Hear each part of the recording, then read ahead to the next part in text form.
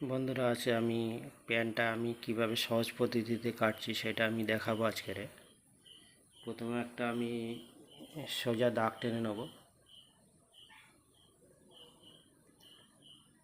তারপরে ওখান থেকে 6 ইঞ্চি ডাউন করে সামনে, তারপরে দুটো পরপর দাগ টানবো, একটা হচ্ছে সেলাই মার্জিন আর একটা কাটার জন্য।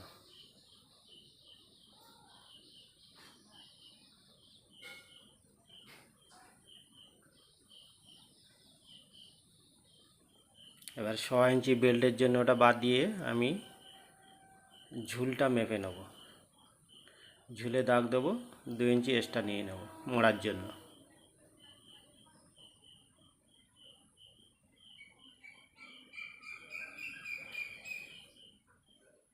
এবার আমি হাইয়ের মাপটা নেব। হাই আমার 25 আছে, তার 3 ইঞ্চি মাইনাস করে দিতে হবে, দিয়ে থাকবে 22।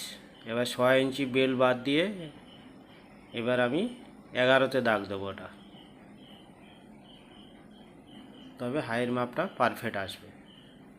হাই যদি আপনার 25 থাকে তাহলে আপনি কি করবেন, ওখানে 3 ইঞ্চি মাইনাস করে দিতে হবে, প্রত্যেকের ক্ষেত্রে থাকবে 22, 11 নিয়ে নিতে হবে, তবে হাইয়ের মাপটা বানাবার পরে 25 আসবে পারফেক্ট।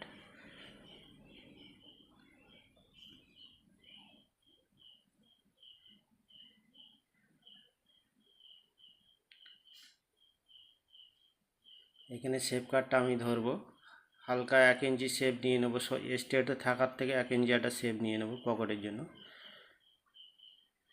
নিয়ে এবারে আমি থাইয়ের মাপটা নেবো। থাইয়ের মাপ যদি 23 আছে তা 11.5 নিয়ে নেবো ওখানে, আর 1.5 ইঞ্চি এই শেপ কাটের জন্য, প্লাইয়ের শেপের জন্য ওটা নিয়ে নেব।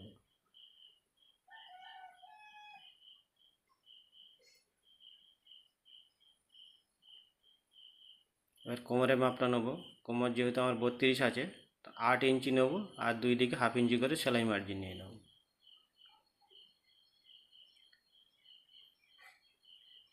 এভাবে প্লাইয়ের শেপ কাটটা এবারে হালকা করে শেপ দিয়ে দিতে হবে।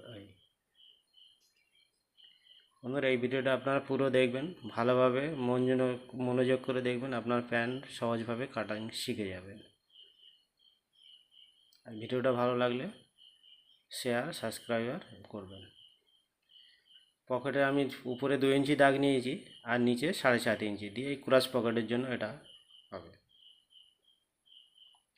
তারপর নিচের লেন্থের ওখানে আমি 2 ইঞ্চি দাগ দিয়ে নেবো, দিয়ে সোজা স্ট্রেট করে ওটা আমি দাগ দিয়ে কেটে শেপ দিয়ে দেবো।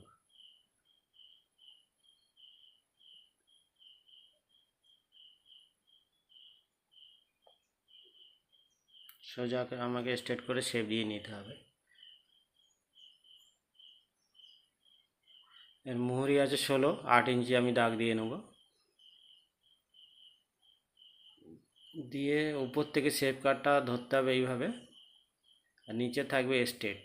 উপরে শেপ কাটটা জাস্ট আমি যেভাবে ধরেছি এইভাবে ধরতে হবে, ধরে দাগ দিয়ে দিতে হবে।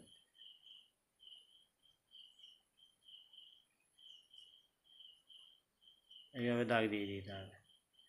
দেখুন কত তাড়াতাড়ি 2 মিনিটের ভিতরে প্যান ড্রয়িং হয়ে গেছে। দেখুন সামনের পার্ট 2 মিনিটের ভিতরে সামনের পার্টটা ড্রয়িং হয়ে গেছে। এবার আমি কেটে নেব।